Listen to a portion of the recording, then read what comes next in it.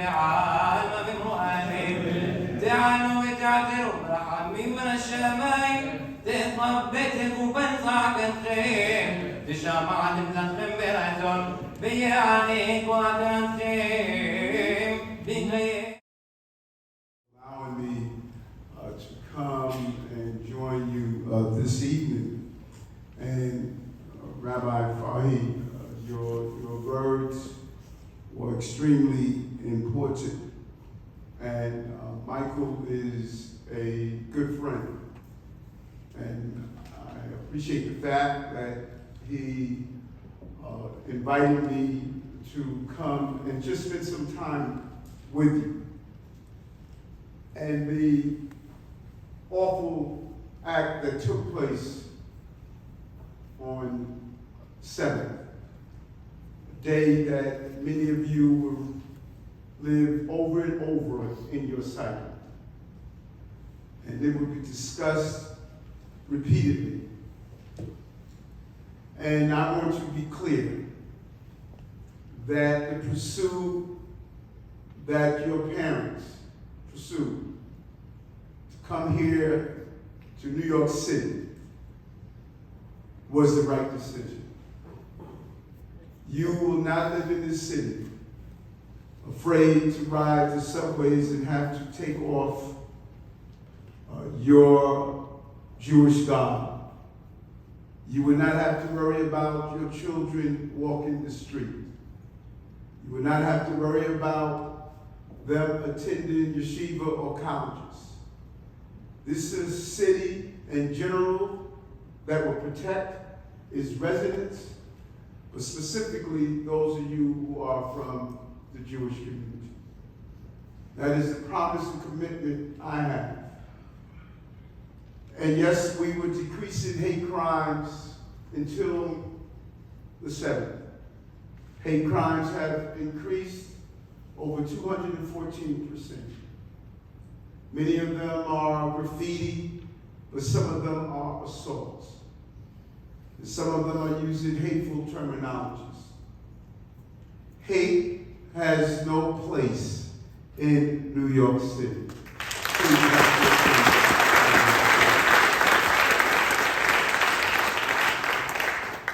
And we all want peace. There's no one in this room or in this city that should desire innocent people losing their lives. And peace starts with the destruction of Hamas. Hamas is a terrorist organization. And we cannot justify their acts, and there will be no excuses for what they did. And I want to be extremely clear. Hamas is not Islam. Just as slavery, where Christian churches were on the top of the slave dungeons.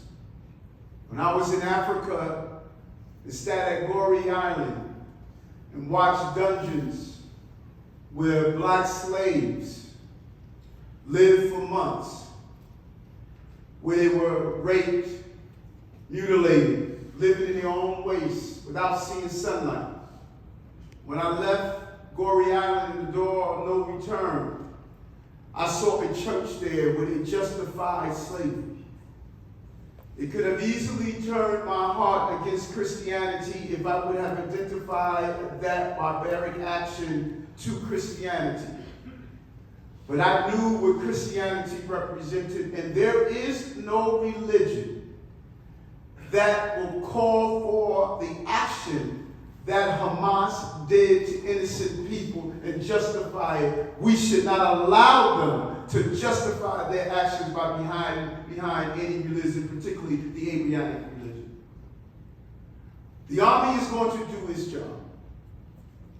But what is our job? What must we do?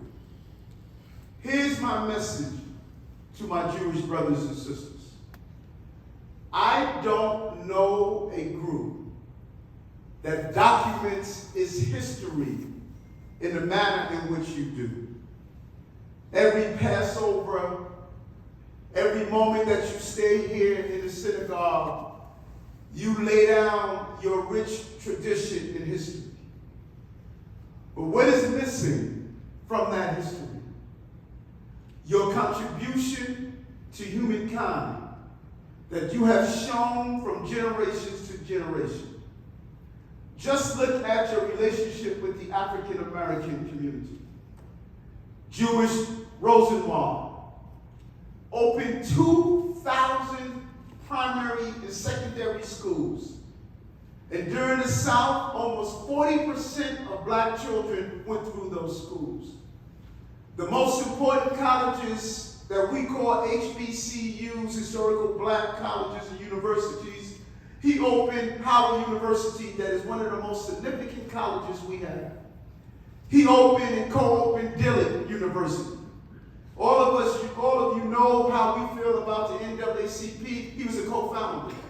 He was a co-founder to SNCC. He was a co-founder to SCLC. He used his philanthropic approach to life to help those who were in need far beyond the African American and black community. But you don't have to only look at those who are of means. Next to Shaney, who died during the Southern Civil Rights Movement, were two Jewish young men coming from the Bronx and New York City. 50% of the white students that went to the South to fight in Mississippi were Jewish. Just as you talk about your history of the Passover, you should be talking about the history of how you lifted up humanity in a generation. How are black children drawing swastikas, hurling anti-Semitic comments, when there's a rich relationship between the Jewish community and the African American community, from the days of marching with Dr. King, standing side by side, to the days of fighting on behalf of civil rights. You look at your history, and wherever there was a need of someone to lift us up with a level of humanitarian action, you were there. But you do it silently. And I'm encouraging you to start placing that part of the history that you hand down from generation to generation. Second, we must have a full frontal assault on social media. Social media has become the Trojan horse that is radicalizing young people across the globe.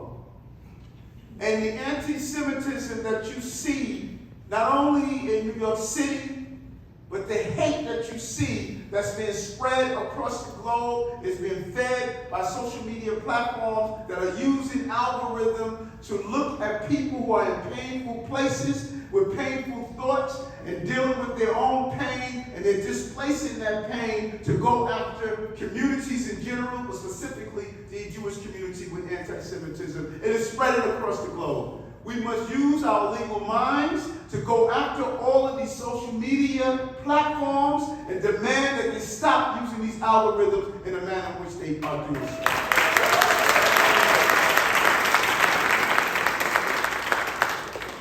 Third, which I think is so important, we're not going to be passive. We must be extremely aggressive. And we must hold our institutions of higher learning accountable for their behavior.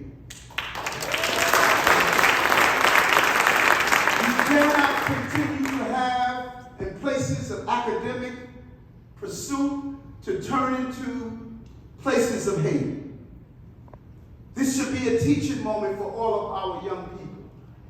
And instead, the division that you're seeing on college campuses, both private and public, is a display of horrific hate of the magnitude that's unacceptable in our city. We must play an active role of encouraging full conversation around how do we deal with these complicated issues, because they're not going to go away by ignoring them. into the discomfort of knowing each other. This is the most diverse city on the globe.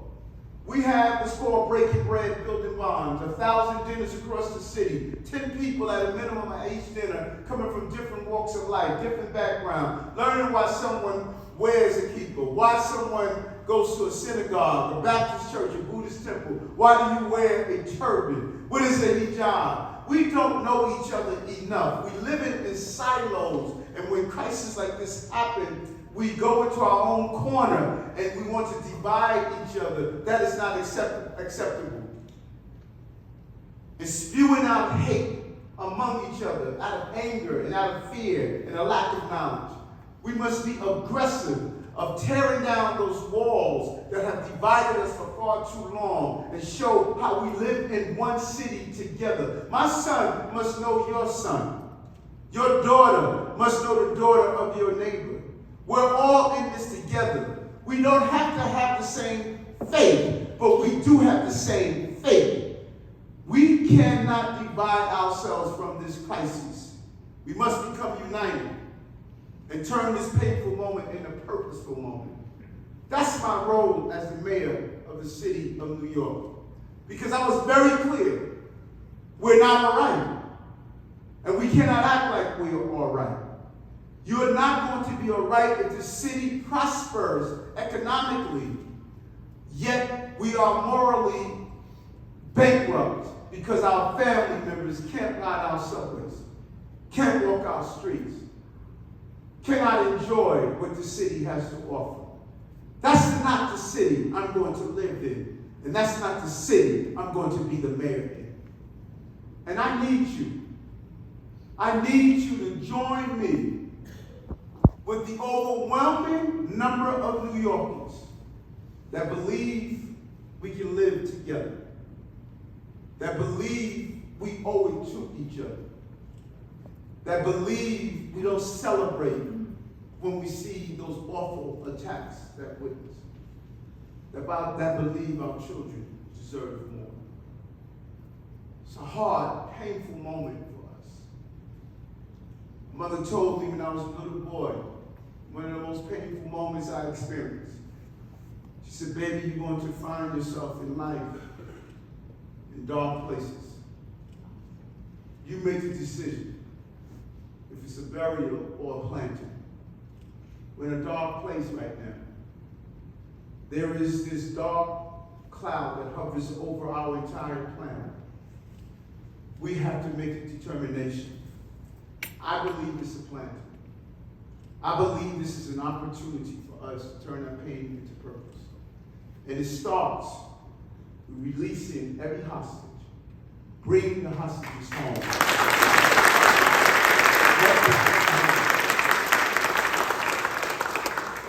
I'm going to do my part. In this community, as many communities in this city, I'm not a new friend, I'm an old friend. We've known each other for so long. In each community in this city, I reach into the communities to learn from them. I'm a better mayor because of the relationships I have developed with the communities of the city. Now is an opportunity for all of us to be better human beings by learning from our brothers and sisters in the city. May God bless New York City. Amen. May God bless our country. Amen. May God bless all of you. Thank you.